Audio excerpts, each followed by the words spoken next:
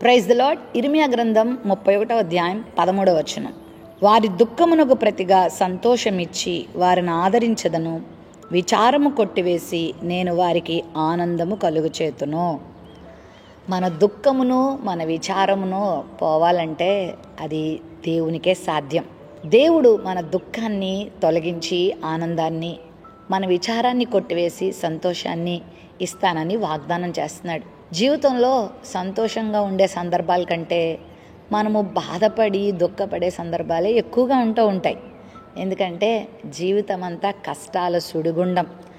ఆయా రకాల బాధలతో, కష్టాలతో, ఇబ్బందులతో, అనారోగ్యాలతో, సూటిపోటి మాటలతో, చీకు చింతలతో చాలామంది జీవితం గడుస్తూ ఉంటుంది. అయితే ప్రభు ఎంత గొప్ప వాగ్దానం ఇస్తున్నాడంటే, ఇదే యెహోవా సెలవిస్తున్న వాక్కు, నీ దుఃఖమును ఆయన తొలగించి, నీ విచారమును తొలగించి ఆయన సంతోషాన్ని ధరింపచేసే దేవుడు అన్నాడు. కొన్నిసార్లు చాలామందికి దుఃఖము, కష్టము, విచారము ఎందుకు వస్తాయంటే వారి స్వయంకృత అపరాధమే. కొన్నిసార్లు దేవుని ఎడల మనకున్న అవిశ్వాసమే మనకు దుఃఖాన్ని కలిగించేయడానికి కారణమైపోతూ ఉంటుంది, విచారం పొందడానికి కారణమైపోతూ ఉంటుంది. ఈ ఉదయకాల సమయంలో విచారంతో ఉన్నావా? దుఃఖంతో ఉన్నావా? నీకున్న పరిస్థితులను బట్టి, నీకెదురవుతున్న ఈతి బాధలను బట్టి, నీకెదురవుతున్న శ్రమలను బట్టి నవ్వు రావట్లేదా? దుఃఖమే నీకు మిగులుతుందా? అయితే నువ్వు విశ్వాసంతో ప్రభు దగ్గరకు వస్తే ఆయన నిన్ను సంతోషపరిచే దేవుడు అన్నాడు. కన్నీటితో విత్తువాడు సంతోషగానంతో పంట కోస్తాడని వాక్యంలో ఉంది. నువ్వు కన్నీటితో ఉన్నప్పుడు ప్రభు పాదాల దగ్గరకు వచ్చి ప్రార్థనను విత్తుకో, విశ్వాసాన్ని విత్తుకో. దేవుడు నీకు సంతోషగానంతో పంట కోసే అనుభవాన్ని ఇస్తాడు. రూతు జీవితం దుఃఖభరితం అయిపోయింది, విధవరాలు బ్రతుకైపోయింది. మోయాబు నుండి ఒంటరిగా నయోమిని హత్తుకొని వచ్చింది. ఆమె జీవితంలో ఎంతో విచారం, ఆమె జీవితంలో ఎంతో ఒంటరితనం, ఎవరూ తెలియదు, ఏమీ తెలియదు. యెహోవా దేవుని గురించి విన్నది, విశ్వసించింది అంతే. ఆ లోతు కూడా ఆమెకు తెలియదు. కానీ ప్రభువుని హత్తుకున్నందుకు, ప్రభు మీద ఆధారపడినందుకు, ప్రభువుని విశ్వసించినందుకు ఆమెలో ఉన్నటువంటి దుఃఖాన్ని, ఆమెలో ఉన్న విచారాన్ని దేవుడు తొలగించి సంతోషాన్ని ఇచ్చాడు, ఆనందాన్ని ఇచ్చాడు. ఆమె జీవితాన్ని ఎవ్వరూ ఊహించనంత ఎత్తుకు ప్రభు తీసుకుని వెళ్ళాడు. నాయను గ్రామంలో ఒక తల్లి ఉంది, అనుకోకుండా కుమారుడు చనిపోయాడు. ఎంత ప్రయత్నం చేసినా ఆమె దుఃఖాన్ని ఎవ్వరూ కూడా తొడవలేకపోతున్నారు, ఆమెను ఓదార్చలేకపోతున్నారు.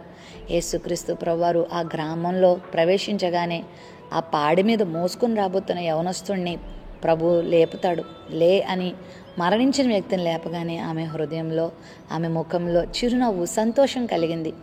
ఎవ్వరూ ఓదార్చలేని వ్యక్తిని ప్రభు ఒకరు ఓదార్చారు. ఇది ఈరోజు నీ దుఃఖం నుండి ప్రభు నేను ఓదారుస్తారు.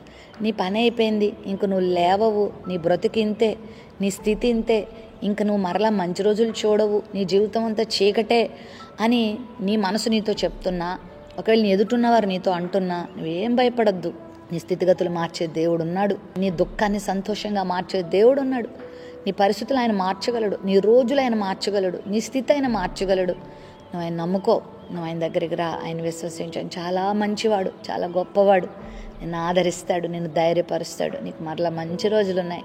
దేవుడు మరలా మంచి అవకాశాలు నీకు ఇస్తాడు. నీ చుట్టూ ఉన్న పరిసరాలను దేవుడు మారుస్తాడు, నీ చుట్టూ ఉన్న మనుషులను దేవుడు మారుస్తాడు. నీ స్థితిగతుల్లో దేవుడు గొప్ప మార్పును కలిగించి నీకు సంతోషాన్ని ఇస్తాడు. ప్రేమ నమ్మకం కలిగిన మా తండ్రి, మీకు వందనాలు. నీ వాక్యం చేత మాతో మాట్లాడినందుకు వందనాలు. మా దుఃఖాన్ని, మా విచారాన్ని కొట్టివేసి మాకు సంతోషాన్ని ఇస్తానని వాగ్దానం చేసావు. నీ బిడ్డల్లో ఎవరిలో విచారం ఉన్నా, ఎవరిలో బాధ, చింత ఉన్నప్పటికీ తొలగించి ఆనందాన్ని కలుగు చేయమని యేసు నామములో ప్రార్థిస్తున్నాం తండ్రి. ఆమెన్.